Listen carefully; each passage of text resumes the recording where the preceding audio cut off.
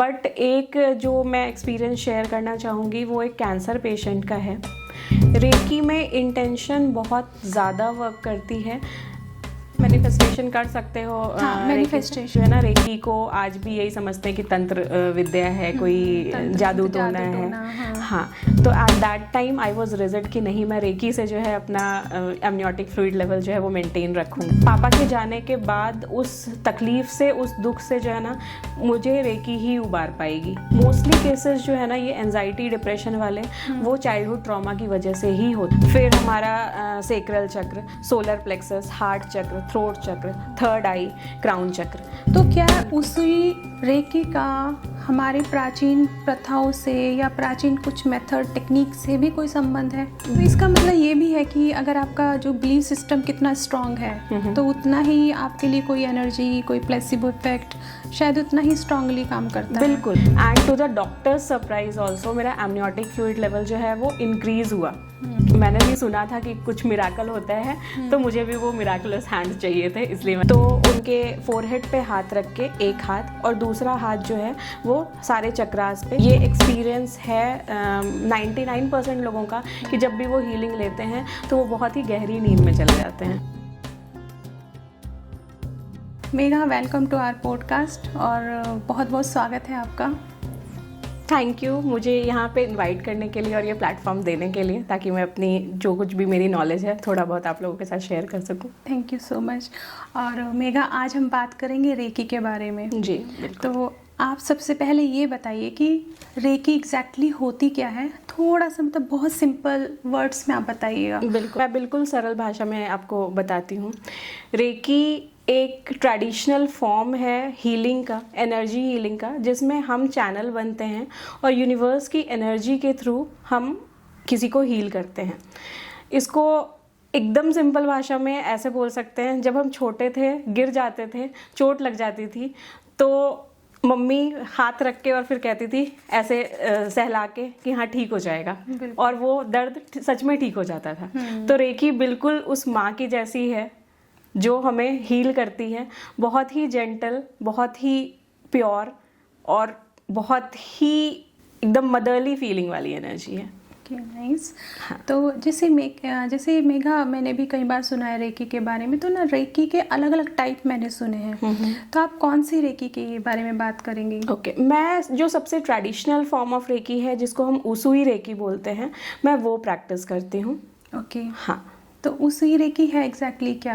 उसूई recce एक बस traditional form of recce है जो डॉक्टर मिकाओ उसूई ने इंट्रोड्यूस किया था, और उन्होंने जो मेथड्स बताए, जो तरीके बताए, तो उसमें बिना कुछ फिल्टर किए हुए, बिना कुछ चेंज किए हुए, और उसको हम इम्प्लीमेंट करते हैं। तो जस्ट उसूई रेकी यही है, traditional form of reiki. Okay. तो मेघा, जैसे आपने बोला उसूई रेकी, तो ये रेकी शब्द एग्जैक्टली कहाँ से बिलोंग करता है? क्योंकि ये शब्द हमारा अपने इंडियन एक शब्द नहीं नज़र आता है। रेकी बेसिकली एक जापानीज वर्ड है जो दो वर्ड्स के कॉम्बिनेशन से बना है, रे और की। रे का मतलब होता है यूनिवर्सल और की का मतलब होता है लाइफ फोर्स एनर्जी। तो यूनिवर्सल लाइफ फोर्स एनर्जी को हम रेकी बोलते हैं। तो मेघा, आपने जैसे नाम लिया डॉक्टर मिकाओ का, तो उन्होंने रेकी कैसे स्टार्ट की? डॉक्टर मिकाओ उसूई जो थे वो जापान के एक टीचर थे और एक स्पिरिचुअल रिसर्चर भी थे। तो उनके दिमाग में हमेशा ये बात रहती थी कि हमारी बॉडी में कुछ ऐसी पावर है जिसके थ्रू हम खुद को हील कर सकते हैं। तो इस रिसर्च को करने के लिए वो जापान के एक माउंटेन पे गए। वहाँ पे 21 डेज उन्होंने मेडिटेशन किया, और उस मेडिटेशन के 21st डे उन्हें एक विज़न आया जिसमें जो रेकी के सिंबल्स हैं वो उन्हें दिखे। एक बहुत वाइट लाइट, उनको डिवाइन लाइट दिखी, और उसके बाद फिर उन्हें यूनिवर्स से वो गाइडेंस मिली कि हम इन सिंबल्स को यूज़ करके और उसके बाद फिर हम जो है ना किसी को हील कर सकते हैं। तो जब वो उस माउंटेन से उतर रहे थे तो उस टाइम पे उन्होंने डिफरेंट लोगों को हील किया। सबसे पहले तो उनके ना उतरते टाइम जो है उनके टो में चोट लग गई थी, तो उन्होंने टो पे हाथ रखा और उसके बाद फिर थोड़ी देर बाद वो पेन ठीक हो गया। ऐसे ही आगे चले तो कोई पर्सन जो है वो पेन से करा रहा था, उन्होंने हाथ रखा और वो ठीक हो गया, तो उन्हें वो बिलीफ होने लग गया कि हमारे हाथों में कोई पावर है। और जब उनको वो ध्यान आया, जो सिंबल्स उनको विजन में आए थे, तो उन्होंने एक पैटर्न बनाया कि इस तरीके से इन सिंबल्स को यूज करके और हम किसी को हील कर सकते हैं, और उसको उन्होंने रेकी का नाम दिया। तो मेघा, जैसे आपने बताया कि एक जापानीज मेथड है हीलिंग का, और ये हाथ के थ्रू या मतलब एक मदरली टच के थ्रू इसको ठीक किया जाता है जी। ऐसी टेक्निक तो जो हमारी प्राचीन परंपराएं हैं उनमें भी थी, तो क्या उसी रेकी का हमारे प्राचीन प्रथाओं से या प्राचीन कुछ मेथड टेक्निक से भी कोई संबंध है? बिल्कुल है।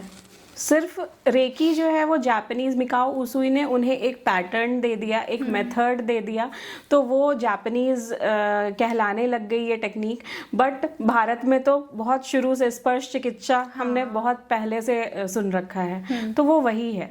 हाँ, वो उस ऋषि मुनि जो तपस्या करते थे, मेडिटेशन में लीन रहते थे, वो लोग कुछ वरदान दे देते थे और उसके बाद फिर जो है वो चीज़ें हो जाती थी। किसी के ऊपर हाथ रख देते थे तो इंसान ठीक हो जाता था। तो मतलब इसका मतलब ये है कि ये कहना गलत नहीं है कि इसका जो ओरिजिन है वो हमारे देश से ही है। बिल्कुल है। और हमारी प्राचीन जो हमारी सभ्यता में जो परंपराएं थी या जो मेथड थे हील करने के, ये उसी से ही संबंधित है। बिल्कुल। तो मेघा, ये बताइए कि रेकी सीखने के लिए क्या कुछ स्पिरिचुअल पावर्स या सुपरनैचुरल पावर्स की ज़रूरत होती है क्या?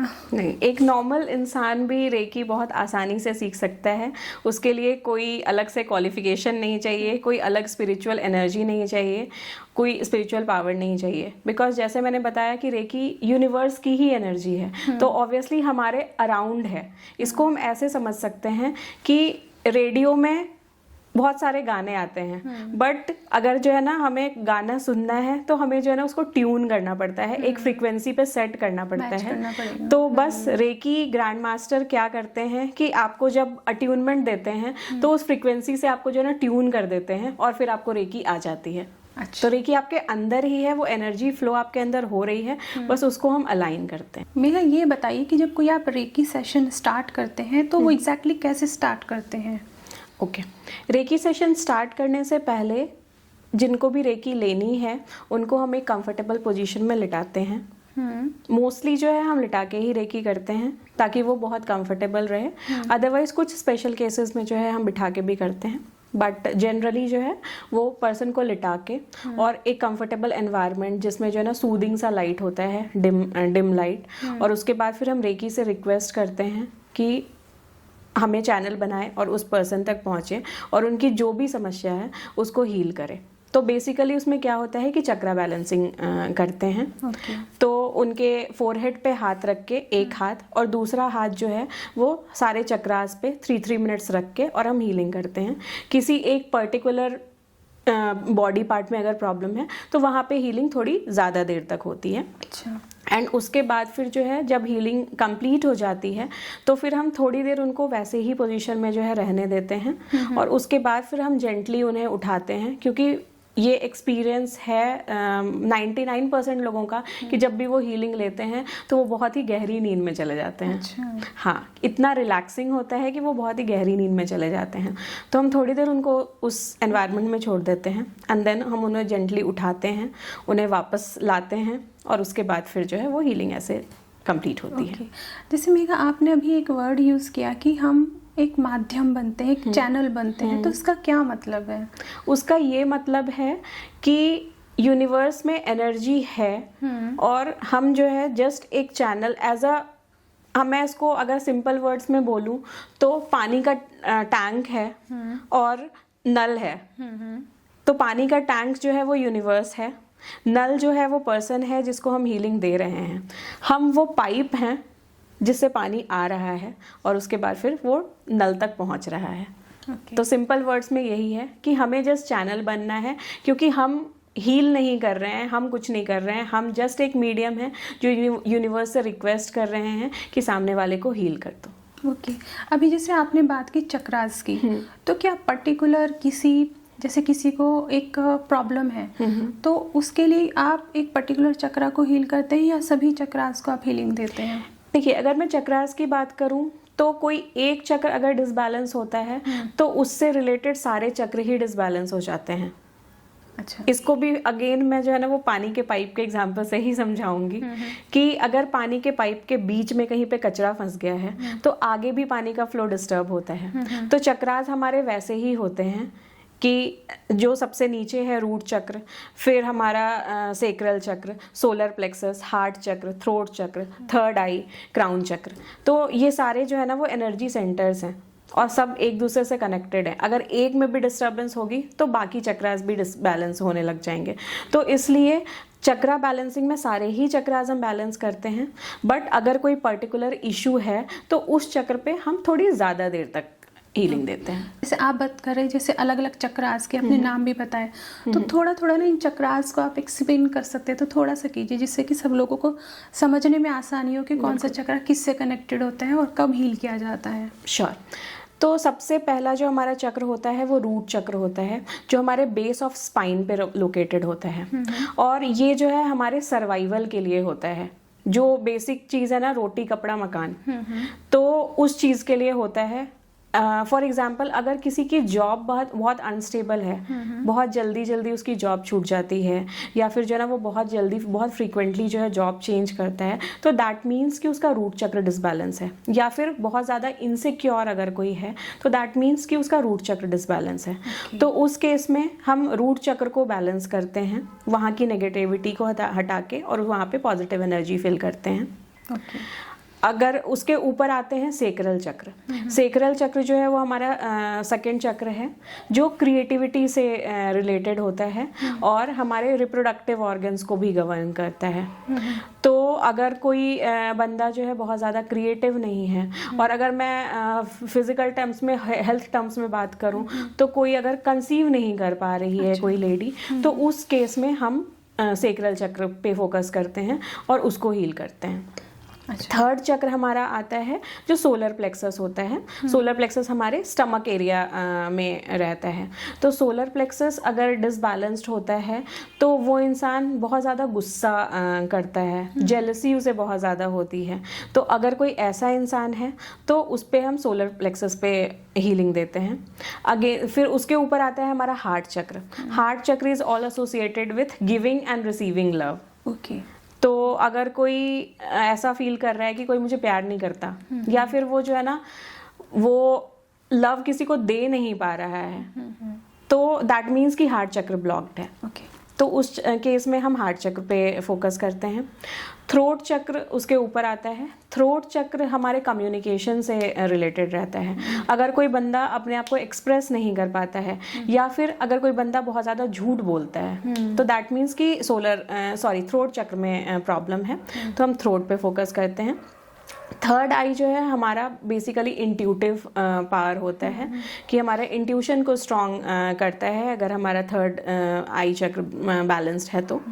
एंड क्राउन चक्र जो है वो प्योरली डिविनिटी से एसोसिएटेड होता है, तो हम रेकी में क्राउन चक्र को नहीं टच करते हैं। ओके। हाँ, तो हम ये 6 चक्रास को ही हील करते हैं। मेघा, ये बताइए कि डिस्टेंस रेकी होती क्या है और ये कैसे काम करती है? ओके। डिस्टेंस रेकी बिल्कुल वैसी होती है जैसे हमने टेलीपैथिक सुना है ना, टेलीपैथी, कि हम किसी के बारे में सोचते हैं, एक इंटेंशन सेट करते हैं और वो मैसेज सामने वाले तक पहुंच जाता है। तो डिस्टेंस हीलिंग बिल्कुल वैसे ही वर्क करती है।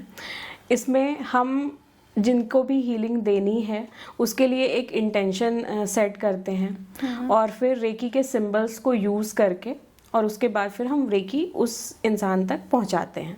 ओके। तो इसको हम सिंपल और सरल तरीके से ऐसे समझ सकते हैं कि जैसे हमारा मोबाइल है, तो जो भी नेटवर्क है उसका टावर कहीं रहता है, बट सिग्नल्स हमारे फ़ोन में आ रहे होते हैं, तो वो जो है इलेक्ट्रोमैग्नेटिक वेव्स के थ्रू होता है।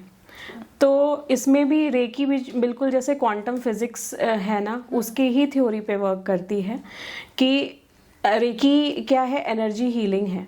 एनर्जी हमारे सराउंडिंग्स में हर जगह है। तो जब एक रेकी हीलर रेकी से रिक्वेस्ट करता है फ्लो करने के लिए, तो वैसे ही वो रेकी को जो है ट्यून कर रहा होता है, वो इलेक्ट्रोमैग्नेटिक वेव्स को अपना चैनल बन के और उसके बाद फिर सामने वाले तक पहुंचा रहा होता है। तो इस तरीके से डिस्टेंस रेकी उस तक पहुंच जाती है। रेकी के सिंबल्स यूज़ करके, हमारे इंटेंशन यूज़ करके, और इस तरीके से हम रेकी डिस्टेंस में पहुंचाते हैं कहीं पे भी। ठीक है, अभी जैसे आपने बताया तो इसमें मैं आपने 2 चीज़ों का जिक्र किया, इंटेंशन और सिंबल्स जी। तो मैं इन दोनों के बारे में ही जानना चाहूँगी। पहले तो आप ये बताइए कि सिंबल्स के बारे में कि जो रेकी में सिंबल्स हैं उनका एग्जैक्टली मीनिंग क्या है? ओके, वैसे रेकी के जो सिंबल्स हैं वो डिस्क्लोज करना जो है वो नॉर्मल जो रेकी अट्यून्ड नहीं है उनके सामने सही नहीं रहता है। तो मैं फिर भी आपको बता देती हूँ कि रेकी में ना कुछ जापानीज सिंबल्स होते हैं जिसको हम यूज़ करते हैं, और जैसे हमारे शास्त्रों में मंत्र होते हैं वैसे ही रेकी के भी जापानीज कुछ मंत्र होते हैं जो सिंबल्स के साथ हम यूज़ करके और फिर रेकी को अपने थ्रू फ्लो करने के लिए रिक्वेस्ट करते हैं और उस तक पहुंचाते हैं। ओके, अभी जैसे मैंने पूछा था कि इंटेंशन आपने जिक्र किया, तो रेकी में इंटेंशन कितना मैटर करती है कि प्योर इंटेंशन या बैड इंटेंशन, इनका मतलब कैसे ये इंटेंशन का हम कैसे देखेंगे? रेकी में इंटेंशन बहुत ज़्यादा वर्क करती है। अगर मैं डिस्टेंस रेकी की बात करूं तो डिस्टेंस रेकी जो है वो प्योरली इंटेंशन और आपके विजन्स, आपके थॉट्स पे ही काम करती है। तो फॉर एग्जांपल अगर किसी का रिलेशनशिप इशू है और हमें उसकी हीलिंग करनी है तो हमें पहले जो रेकी हीलर हैं उनको अपना इंटेंशन राइट सेट करना होगा कि इन 2 पर्सन्स के बीच का जो रिलेशनशिप इशू है उसको हमें डिसॉल्व करना है। तो उसमें हम क्या करते हैं कि हम एक प्रॉपर इंटेंशन सेट करते हैं, एक पॉजिटिव इंटेंशन के साथ एक स्टोरी क्रिएट करते हैं, एंड देन हम अपने विजन्स के थ्रू वो स्टोरी हम विजुअलाइज करते हैं और उसके बाद फिर जो है उस रिलेशन तक पहुंचाते हैं कि जो भी नेगेटिविटी है उन दोनों के बीच में वो चीज़ हट जाए और वहाँ पे जो है ना जो हम पॉजिटिव इंटेंशन भेज रहे हैं वो वहाँ पे जाके और काम करे। तो इस तरीके से इंटेंशन वर्क करता है। तो इंटेंशन सही होना रेकी हीलर का वो बहुत ज़रूरी है। हाँ। आपने जैसे बताया कि इंटेंशन ठीक होना बहुत ज़रूरी है, तो क्या अगर किसी की इंटेंशन सही नहीं है, मतलब जैसे कोई क्लाइंट आता है वो किसी रेकी हीलर के पास और वो किसी का, जैसे आपने कहा कि रिलेशन सही करने के लिए हमने हील किया, कोई क्लाइंट आता है वो चाहता है कि किसी का रिलेशन खराब हो जाए, मतलब दैट इज बैड इंटेंशन, तो क्या कोई रेकी हीलर इस बैड इंटेंशन को भी इम्प्लीमेंट कर सकता है? रेकी हीलर उस बैड इंटेंशन को इम्प्लीमेंट कर सकता है अगर वो ट्रू रेकी हीलर नहीं है तो, बट उसके बाद फिर क्या होगा कि वो इम्पैक्ट जो है कहीं ना कहीं रेकी हीलर पर भी आता है। इसीलिए इंटेंशन राइट रहना और बिल्कुल प्योर हार्ट से हीलिंग देना वो बहुत ज़रूरी है। और उस केस में भी अगर आप गलत इंटेंशन से भी रेकी दे रहे हो तो फिर मैं एक चीज़ आपको बताना चाहूँगी कि रेकी इतनी इंटेलिजेंट और इतनी प्योर एनर्जी है कि वो कभी भी किसी का नुकसान नहीं करेगी, because reiki always flows for the highest good. तो इसलिए वो अगर कोई बैड इंटेंशन से कर भी रहा है तो वो सामने वाले को नुकसान नहीं पहुंचाएगी और ना ही इनको नुकसान पहुंचाएगी, इनके थॉट्स को सही कर देगी। ओके, ठीक है। जैसे मैंने ना कई बार सुना है कि जब कोई रेकी हीलिंग लेता है तो उनको जैसे गूज़बम्प्स आते हैं या कोई सेंसेशन फील होती है या किसी अलग तरह की फीलिंग होती है, तो क्या ये ट्रू है, मतलब ऐसा होता है? बिल्कुल ट्रू है, क्योंकि जब रेकी कोई इंसान रिसीव कर रहा होता है तो जो उसके इमोशनल ब्लॉकेजेस हैं, हमारे जो इमोशंस हैं that are also a form of energy. तो जब हम रेकी भेजते हैं वहाँ पे तो एनर्जी ना हमारे बॉडी के हर एक सेल पे वर्क कर रही होती है। तो वहाँ पे जहाँ पे एनर्जी की ज़रूरत बहुत ज़्यादा है या फिर बहुत नेगेटिव एनर्जी है अगर किसी बॉडी पार्ट में, तो वहाँ पे उनको सेंसेशन फील होता है। तो हर किसी का एक्सपीरियंस डिफरेंट होता है इसमें, किसी को हाथों में फील होता है, किसी को पेट में फील होता है, किसी को पैरों में फील होता है। तो दैट डिपेंड्स कि कहाँ पे उसको एनर्जी की रिक्वायरमेंट ज़्यादा है, तो उस हिसाब से वो फीलिंग्स होती हैं। उससे हम बात कर रहे हैं फीलिंग की, तो रेकी जो है वो सबसे ज़्यादा इमोशनल या फिजिकल किस में ज़्यादा काम करता है? अगर मैं रेकी की बात करूं तो रेकी हर लेवल पे वर्क करती है, B it emotional, B it physical, B it mental, B it spiritual, her level पे रेकी वर्क करती है। बट रेकी जो है वो नेगेटिव इमोशंस को सबसे पहले रिलीज करती है। जो भी इमोशनल ब्लॉकेजेस हैं। आपने अभी पेन की बात की, तो मैं थोड़ा सा इसको और एलैबोरेट करना चाहूँगी कि हमारी बॉडी में जितने भी डिजीजेस होते हैं या जो भी पेन होता है ना, everything is psychosomatic in nature. 99% diseases जो हैं वो हमारे नेगेटिव इमोशंस की स्टोरेज बैगेज की वजह से होते हैं। तो रेकी हमारे इमोशंस पे उस लेवल पे वर्क करती है कि वो इमोशनल ब्लॉकेजेस को रिलीज करती है, तो अल्टीमेटली जो है वो पेन भी ठीक हो जाता है। तो रेकी हर एक लेवल पे वर्क करती है। और अगर कोई रेकी ले रहा है तो स्पिरिचुअल लेवल पे भी वर्क करती है, उसके थॉट्स को स्पिरिचुअल बनाती है। ओके जैसे हम बात करें कि रेकी फिजिकल, मेंटल, इमोशनल सभी लेवल पे काम करती है। बिल्कुल। तो क्या ये मेडिकल साइंस के साथ मिलके काम कर सकती है? बिल्कुल कर सकती है, बिकॉज मेडिकल साइंस के साथ रेकी कहीं पे भी इंटरफेयर नहीं करती है। अगर कोई, हम कहते हैं ना कि एलोपैथिक के साथ होम्योपैथिक दवाई नहीं खा सकते हैं, बट यहाँ पे ऐसा नहीं है। आप एलोपैथिक कर रहे हो, होम्योपैथिक दवाई ले रहे हो, आयुर्वेदिक ले रहे हो, रेकी हर चीज़ में जो है अपना काम करती है। कोई ऐसा एक्सपीरियंस? ऐसा एक्सपीरियंस बहुत सारे हैं, बट एक जो मैं एक्सपीरियंस शेयर करना चाहूँगी वो एक कैंसर पेशेंट का है, जिनको हमने डिस्टेंस हीलिंग दी थी और उनका ना फ्रंटल लोब हटा दिया गया था, बिकॉज कैंसर वहाँ पे था, उनके ब्रेन कैंसर था उनको। और हमारा जो फ्रंटल लोब होता है ब्रेन का, वो हमारे स्पीच को, हमारे खड़े रहने को, हमारे पोस्चर को, हर चीज़ को गवर्न करता है, बैलेंसिंग में वर्क करता है। तो वो हटा देने के बाद भी रेकी ने इतने अच्छे से वर्क किया कि वो लोब ना होते हुए उस लोब का जो भी काम था वो दूसरे लोब को दे दिया। और वो पर्सन जो है वो हमसे वीडियो कॉल पे बात भी करते थे, खुद से हीलिंग लेते थे और खुद से खड़े होके वो वॉशरूम जाते थे, नहाते थे, हर चीज़ वो करते थे। तो दैट वाज अ मिरेकल जो मैंने एक्सपीरियंस किया। और अगर मैं अपने एक्सपीरियंसेस की बात करूं तो मेरा फर्स्ट एक्सपीरियंस जो बिल्कुल ही मिराकुलस था वो ये था कि व्हेन आई वाज प्रेग्नेंट, तो 7th मंथ में मेरा एमनियोटिक फ्लूइड बहुत कम हो गया था एंड डॉक्टर सेड कि आपकी प्रीमेच्योर डिलीवरी करनी पड़ेगी। तो at that time I was rigid कि नहीं, मैं रेकी से जो है अपना एमनियोटिक फ्लूइड लेवल जो है वो मेंटेन रखूंगी। तो उससे पहले आप रेकी सीख चुके थे? हाँ, उससे पहले मैं रेकी सीख चुकी थी और मैंने मजे मजे में रेकी सीखी थी। मैंने भी सुना था कि कुछ मिराकल होता है, तो मुझे भी वो मिराकुलस हैंड चाहिए थे, इसलिए मैंने वो सीखी थी। बट जब उस टाइम पे मैंने अपनी हीलिंग की and to the doctor's surprise also, मेरा एमनियोटिक फ्लूइड लेवल जो है वो इंक्रीज हुआ एंड फिर मेंटेन हुआ एंड मैंने अपनी डिलीवरी 9th मंथ में ही कराई। तो डॉक्टर वाज ऑल्सो सरप्राइज्ड कि ये तो सच में मिराकल है। और उस टाइम पे जो है ना, मतलब that was the best experience of my life. और उसके बाद से जो मेरा रेकी पे ट्रस्ट हुआ है वो आज तक बस बढ़ता ही गया है, कभी कम नहीं हुआ। तो इसका मतलब ये भी है कि अगर आपका जो बिलीफ सिस्टम कितना स्ट्रांग है तो उतना ही आपके लिए कोई एनर्जी, कोई प्लेसिबो इफेक्ट शायद उतना ही स्ट्रांगली काम करता है। बिल्कुल, ये तो होता ही है कि अगर आपके किसी चीज़ पे बिलीफ है तो फिर वो चीज़ जो है वो वर्क करती है। बट रेकी अगर किसी को बिलीफ नहीं भी है तब भी वर्क करती है और उसको वो बिलीफ दिलाती है। हाँ। हम बात कर रहे हैं कि रेकी पर, अभी आपने अपने एक्सपीरियंस भी शेयर किए, तो इस पर साइंस क्या कहती है? क्या कोई रिसर्च हुई है रेकी के ऊपर? हाँ, रेकी पे बहुत ज़्यादा, अगर मैं फॉरेन की बात करूँ, यूएसए में, यूके में रेकी जो है वो बहुत फेमस है। वहाँ पे तो इवन जो हॉस्पिटल्स होते हैं वहाँ पे भी एक रेकी का चैम्बर होता है। अच्छा। बट येस, इंडिया में जो है ना वो चीज़ नहीं है। बट स्टिल कुछ रिसर्चेस हुए हैं, जैसे एक 2017 का रिव्यू है जिसका टाइटल था reiki is better than placebo and has broad potential as a complementary health therapy. तो वहाँ पे उन्होंने कहा, जो स्टडी हुई उसमें ये दिखाया गया कि रेकी ने पैरासिम्पैथेटिक नर्वस सिस्टम पे भी वर्क किया। अच्छा। और उसको एक्टिवेट किया, जिससे जो है ना रिलैक्स फील करते हैं लोग। ओके।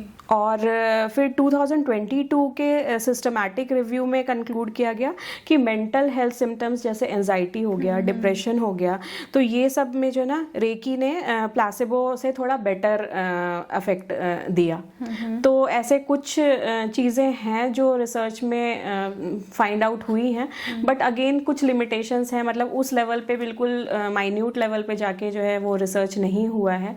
तो इसलिए बहुत सारे लोग जो है ना रेकी को आज आज भी यही समझते हैं कि तंत्र विद्या है, कोई जादू टोना है। हाँ, तो इसलिए वो इंडिया में बहुत ज़्यादा फेमस नहीं हो पाया, बट यस बाहर की कंट्रीज़ में जो है उन्होंने इसको अपनाया है और डॉक्टर्स खुद वहाँ पे सजेस्ट करते हैं अगर कोई डिलीवरी होती है तो पोस्ट डिलीवरी के पेन को रिड्यूस करने के लिए, कैंसर पेशेंट्स के एंजाइटी को रिड्यूस करने के लिए वहाँ पे डॉक्टर सजेस्ट करते हैं कि आप रेकी लो। जैसे हम रेकी के बारे में बात कर रहे हैं कि मिरेकल है या प्लेसिबो इफेक्ट की तरह काम करता है या उससे बेटर काम करता है, तो जो इसके इफ़ेक्ट होते हैं वो बहुत इंस्टेंट होते हैं या धीरे धीरे काम करता है किसी क्लाइंट पर या आपके पास जो भी लोग आते हैं हीलिंग के लिए? ओके, तो इस पे मैं ये कहना चाहूँगी कि हर किसी का ना एक्सपीरियंस डिफरेंट होता है और वो इश्यूज़ पे डिपेंड करता है कि कितना डीप रूटेड इशू है। जैसे मैंने बताया कि रेकी जो है हमारे इमोशनल लेवल पे वर्क करती है, हमारे जो नेगेटिव इमोशंस हैं उसको रिलीज़ कराती है। तो अगर मान लो कि किसी को चोट लगी है, वहाँ पे अगर मैं हीलिंग दूंगी तो वहाँ पे इंस्टेंट अफेक्ट करेगा, उसका दर्द जो है, उसका पेन जो है वो इंस्टेंटली ठीक हो जाएगा।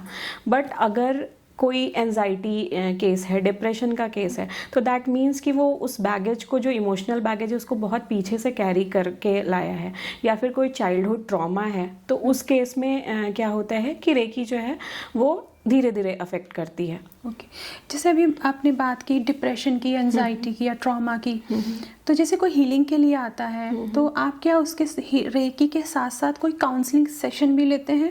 हाँ। उसका मतलब उसके पास्ट में क्या हुआ है, देन उसी के बेस पे आप ट्राई करते हैं कि कितना हमें सेशन देना है, कैसे हमें इसको अप्रोच करना है, तो ये भी एक मैटर करता है टेक्निक में? हाँ बिल्कुल, रेकी के पहले मेरा ये रूल है कि मैं एक डीप काउंसलिंग सेशन करती हूँ और उसके बाद ही हीलिंग स्टार्ट करती हूँ, बिकॉज जब तक हमें रूट कॉज नहीं पता होगा तब तक फिर हम क्या हील करेंगे।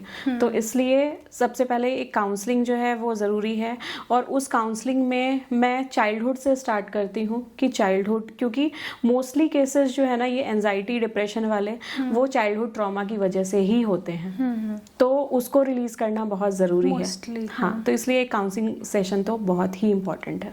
तो मेघा ये बताइए, जैसे आपने जैसे बात की, अगर कोई एंजाइटी है किसी को या कोई डिप्रेशन है या कोई, तो उसके लिए कोई ऐसी टेक्निक है कि कोई अपने आप को घर पे बैठ के हील कर सकता है? बिल्कुल है, बहुत ही सिंपल सा एक टेक्निक बताऊंगी, जो डीप ब्रीदिंग, जो हम ना भूल जाते हैं। अगर किसी छोटे बच्चे को आप देखोगे ना, जब वो सोया हुआ है तो उसका पेट अगर आप देखोगे वो ऊपर नीचे हो रहा होता है, तो वो बेली ब्रीदिंग कर रहा होता है। अच्छा। इसलिए अगर आप छोटे बच्चे को देखोगे ना, उसको अगर आप थप्पड़ भी मार दोगे और 2 मिनट में अगर प्यार करोगे ना तो वो आके आपसे चिपक जाएगा। हाँ। लेकिन जैसे जैसे हम बड़े होते हैं ना, हमारे अंदर जो है ना वो नेगेटिविटी भरती जाती है, गुस्सा, जेलसी, राइट। तो ये सारी चीज़ें होती हैं और हमारी जो ब्रेथ है ना वो बहुत शैलो होती जाती है। हम शायद थ्रोट तक या हार्ट तक ही अपनी सांस को ला पाते हैं। तो मैं ऐसे लोगों को ये कहना चाहूँगी, इनफैक्ट हर किसी को ये मैसेज पहुँचाना चाहूँगी कि हर कोई एटलीस्ट दिन में 5 मिनट्स डीप ब्रीदिंग करे, जिसमें जब वो इनहेल करे तो उनका स्टमक जो है वो एक्सपैंड हो और जब एक्सहेल करे तो कॉन्ट्रैक्ट हो।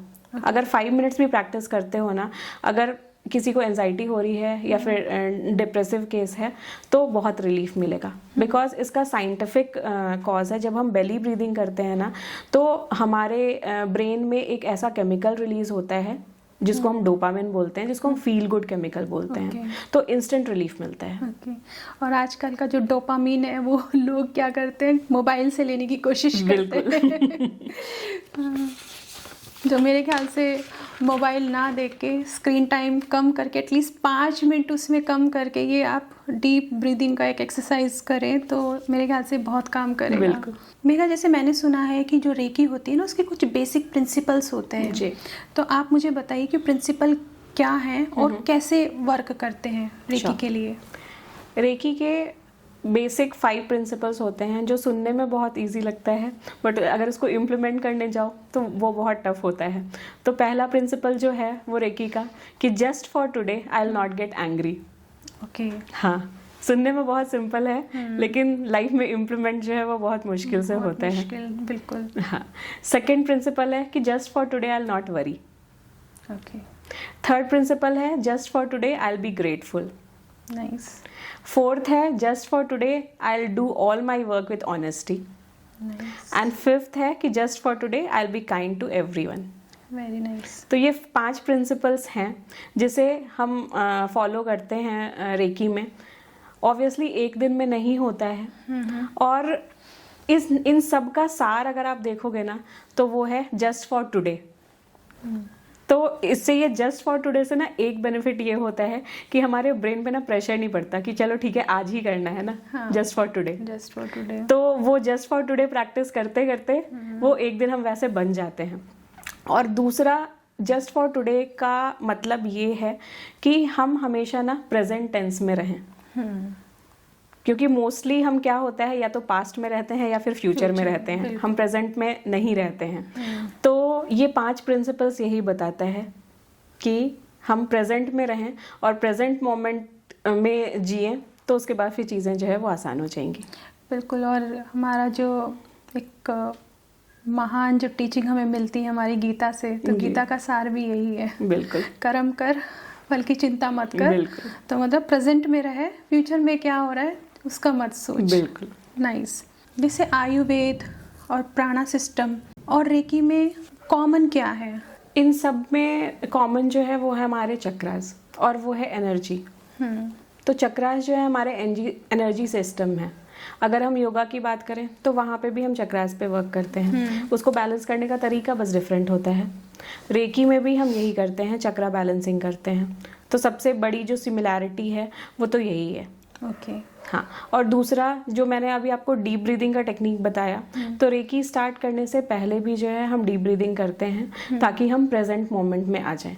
ओके। तो ये चीज़ जो है श्वास पे ध्यान देना, बेली ब्रीदिंग करना, ये हमारे भारत में भी वो शुरू से है और रेकी में भी है।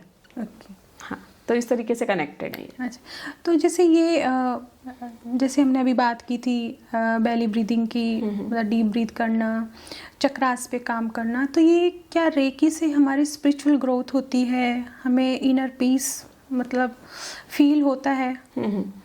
तो स्पिरिचुअल ग्रोथ की अगर मैं बात करूँ तो स्पिरिचुअलिटी क्या है? एक प्योर फॉर्म जो हम हैं उसका एक प्योर वर्जन। तो यस, मैं बोलूँगी कि स्पिरिचुअल ग्रोथ होती है, बिकॉज रेकी क्या करती है कि अगेन इमोशनल बैगेज जो है, जो नेगेटिव इमोशंस हैं उसको रिलीज़ करती है। तो जैसे ही वो नेगेटिव इमोशंस रिलीज़ होते हैं हमारे, तो फिर हम प्योर होते जाते हैं, और जितना हम प्योर होते जाते हैं उतना हम स्पिरिचुअली ग्रो करते जाते हैं, और उतना ही पीस हमें मिलता है। बिल्कुल। एग्जैक्टली। तो जैसे अभी हम बात ही कर रहे थे कि जैसे मैंने आपसे पूछा था कि आप काउंसलिंग सेशन करते हैं क्या? तो जैसे किसी का पास्ट लाइफ कार्मिक एक साइकिल है, मतलब तो वो क्या साइकिल हम रेकी के थ्रू ब्रेक कर सकते हैं? हाँ, वो पैटर्न हम किसी हद तक ब्रेक कर सकते हैं, बट अगर ये कहें कि बिल्कुल जो है ना, अगर किसी ने पास्ट लाइफ में बहुत ही कुकर्म किए हैं और इस लाइफ में आके वो रेकी हीलिंग ले ले और सारे कुकर्म धो ले, तो नो, वो चीज़ नहीं हो सकता। बट येस, अगर वो जो है ना रेकी करता है या फिर ऐसी स्पिरिचुअल प्रैक्टिस करता है, तो जो पास्ट लाइफ में उसने कर्मास किए हैं उसका जो फल इस लाइफ में भोगना है, तो उसका जो अफेक्ट है वो कम हो जाता है, और स्पिरिचुअली वो ग्रो करता है, एक्सेप्टेंस आती है।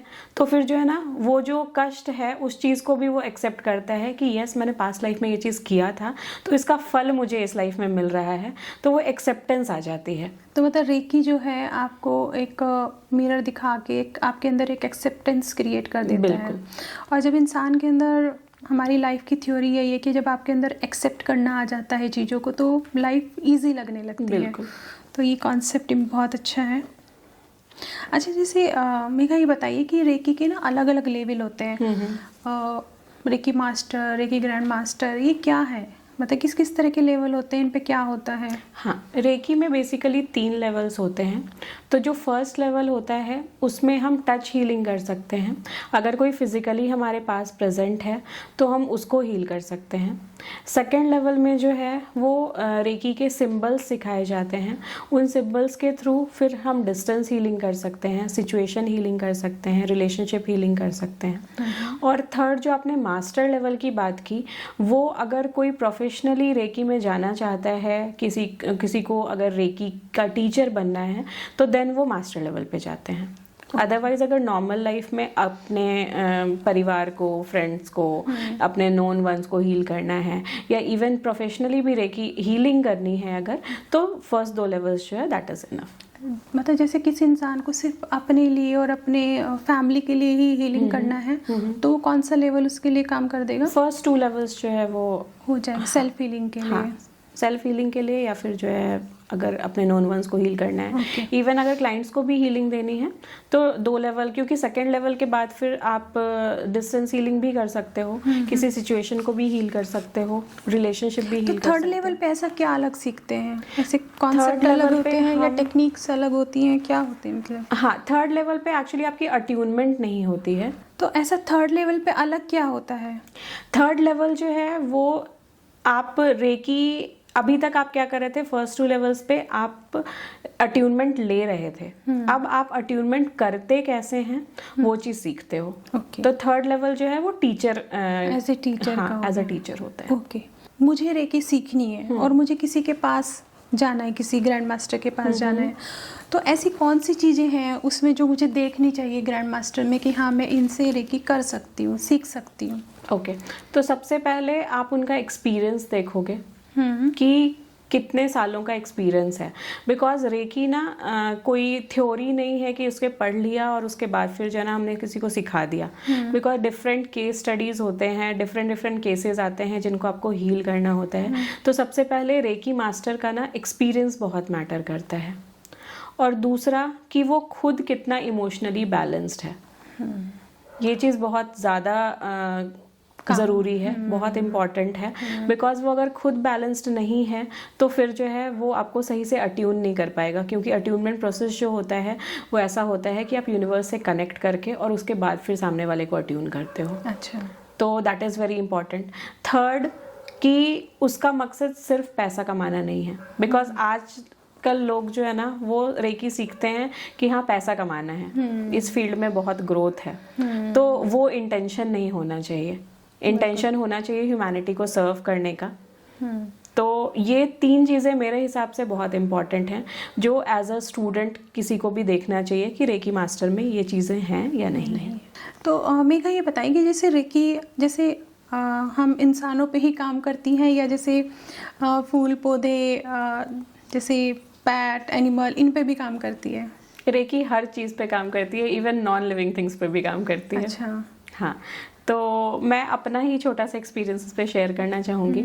एक बार मेरा मोबाइल फ़ोन जो है वो डिस्चार्ज हो गया था, बिल्कुल ऑन ही नहीं हो रहा था, चार्ज करने के बाद भी नहीं ऑन हो रहा था। तो उसके बाद फिर मैंने उसको हाथ में लिया, उसको हीलिंग दी और उसके 5 मिनट्स में जो है ना वो ऑन हो गया।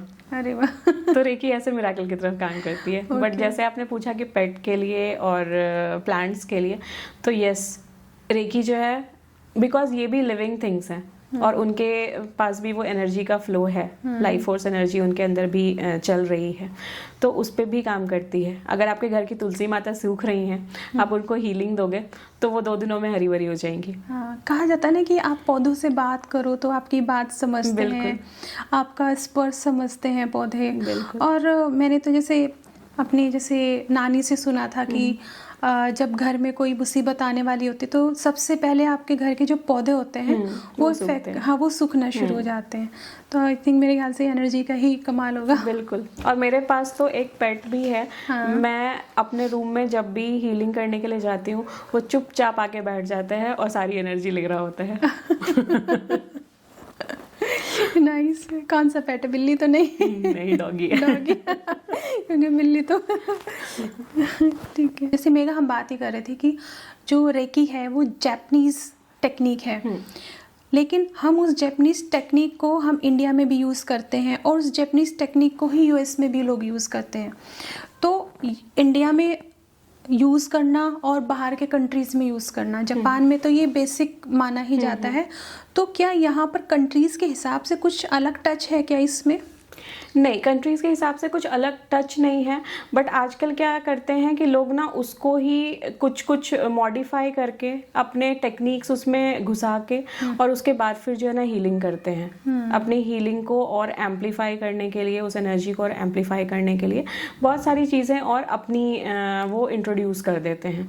बट जो ट्रेडिशनल फॉर्म ऑफ रेकी है, जो मैंने उसूई रेकी की सबसे शुरू में बात की थी, तो वो वैसे ही है। वो जो सिंबल्स हैं वो वहीं से आए हैं और उसी वैसे ही वो हो रहे हैं। तो मोस्टली लोग वही यूज़ करते हैं, बट वही है कि प्रोफेशनली आजकल लोग जो है ना अपने अपने तरीके निकाल के और ज़्यादा अपने आप को एडवर्टाइज करने के लिए जो है ना वो मॉडिफिकेशंस जैसे करते हैं। आपके सिंबल से मुझे ध्यान आया कि जैसे हमारे उसमें भी ना यंत्राज होते हैं। बिल्कुल। तो जैसे हील करने के लिए ना यंत्राज बना के पंडित जी देते थे।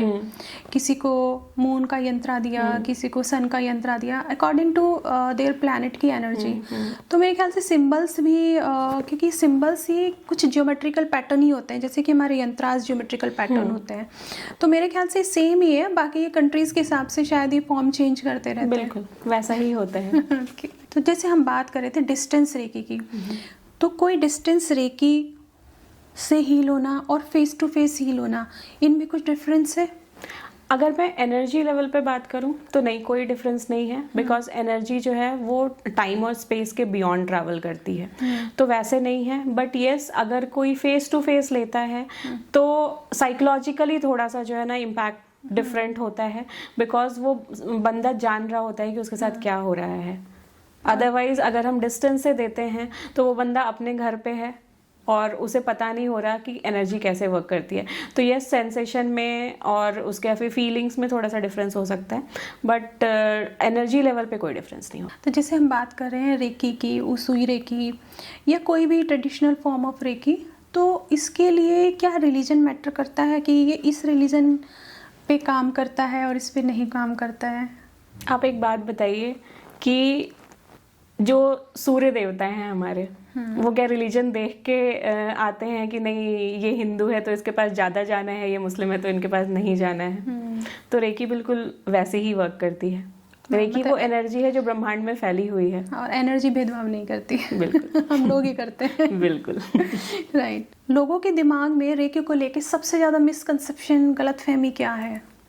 सबसे ज़्यादा मिसकंसेप्शन ये है कि ये जादू टोना है। अच्छा, कैसे? हाँ, जब मैंने भी स्टार्ट किया था तो उसके बाद फिर जो है ना मेरे घर वाले भी बोलते थे बताना मत किसी को कि ये करती हो, नहीं तो लोग ये कहेंगे कि जादू टोना करती है। अच्छा। तो सबसे बड़ा मिसकंसेप्शन यही है कि जादू टोना या फिर जो है ना जो ब्लैक मैजिक होता है वैसा कुछ है। बट नहीं, रेकी जो है बहुत ही प्योर फॉर्म ऑफ एनर्जी है। तो ये इंडिया में ही है, ये जो मिसकंसेप्शन है वो इंडिया में ही है सबसे बड़ा मिसकंसेप्शन। जो मैं सबको बोलना चाहूँगी कि नहीं, ऐसा बिल्कुल भी नहीं है। तो मेघा, जैसे आपने इतनी अच्छी बातें बताई रेकी के बारे में, तो ऐसा कौन सा पहला मोमेंट था कि जब आपने सोचा कि मुझे रेकी सीखनी चाहिए? कोई ऐसा एक्सपीरियंस या कोई ऐसा इंसिडेंट लाइफ का कि जिसने आपको इसके लिए फोर्स किया हो या आपको मोटिवेट किया हो कि मुझे रेकी करनी है? रेकी की अगर मैं बात करूं तो सीखने का ऐसा कोई मेरा बहुत इम्पॉर्टेंट मोटिव नहीं था। जैसा मैंने अभी थोड़ी देर पहले भी बताया कि मज़े मज़े में मैंने रेकी सीखी थी। कि मैंने सुना था कि अच्छा ये मिराकल करती है, इससे ऐसे हो जाता है, इससे जो है ना वो पेन ठीक हो जाता है, ऐसे इससे कोई भी चीज़ हम जो है पा सकते हैं। तो मैंने भी मज़े मज़े में रेकी सीखी थी और उसके बाद फिर मैं डे टू डे लाइफ में थोड़ा बहुत इम्प्लीमेंट करती थी। बट अभी जो मैंने अपना एक्सपीरियंस शेयर किया था आपको, जब मैंने कंसीव किया था और उस समय मैंने रेकी दी, अपने आप को हील किया, तो वहाँ से मेरा जो है वो बिलीफ रेकी पे बनना शुरू हुआ। बट यस, उसके बाद फिर एक मोड़ आया जब मुझे रेकी पे बिल्कुल भी बिलीफ नहीं था, जब मेरे फादर की डेथ हुई। मैंने बहुत रेकी उन्हें दी बट वो नहीं, मैं उन्हें बचा पाई। तो फिर मेरा फेथ बिल्कुल ही ख़त्म हो गया था कि नहीं, रेकी होती ही नहीं है, मुझे नहीं करनी है। बट उसके बाद फिर कुछ चीज़ें ऐसी आती रहीं, बीच में आती रहीं कि फिर से मेरा फेथ होने लग गया और मुझे ऐसा लगा कि पापा के जाने के बाद उस तकलीफ़ से, उस दुख से जो है ना मुझे रेकी ही उबार पाएगी। उसके बाद फिर मैंने वो हीलिंग स्टार्ट की, और आज भी मैं हीलिंग करती हूँ तो वो पापा के लिए ही करती हूँ, उनको ही दिमाग में रख के करती हूँ, बिकॉज वो जो थे वो सोशल वर्कर थे। सोसाइटी के लिए बहुत कुछ उन्होंने किया। तो मुझे आज भी ये होता है कि वो जहाँ भी हैं तो अपनी बेटी को देख रहे होंगे और थोड़ा प्राउड फील कर रहे होंगे कि नहीं, ये भी ह्यूमैनिटी को सर्व कर रही है, लोगों की मदद कर रही है। तो वो मेरा बिगेस्ट इंस्पिरेशन है, जिनकी वजह से मैं वो चीज़ करती हूँ। अच्छा, ये बताइए मेघा, जैसे ना अब जैसे रेकी से हील तो किया जाता है, तो क्या रेकी से कुछ हम पा भी सकते हैं, मतलब कुछ अचीव भी कर सकते हैं? जैसे कि आपने सुना होगा कि विजुअलाइजेशन करके लॉ ऑफ अट्रैक्शन से लोग बोलते हैं कि हमें ये गाड़ी चाहिए, हमें ये इंसान चाहिए। तो क्या हम इंसान की बात करते हैं पहले, अगर कोई आपके पास क्लाइंट आता है कि मुझे उस इंसान से शादी करनी है, तो क्या रेकी उस लेवल पे भी हील करती है? हाँ, रेकी उस लेवल पे हील करती है, बट अगेन रेकी जो है वो हमेशा हमारे हाईएस्ट गुड के लिए वर्क करती है।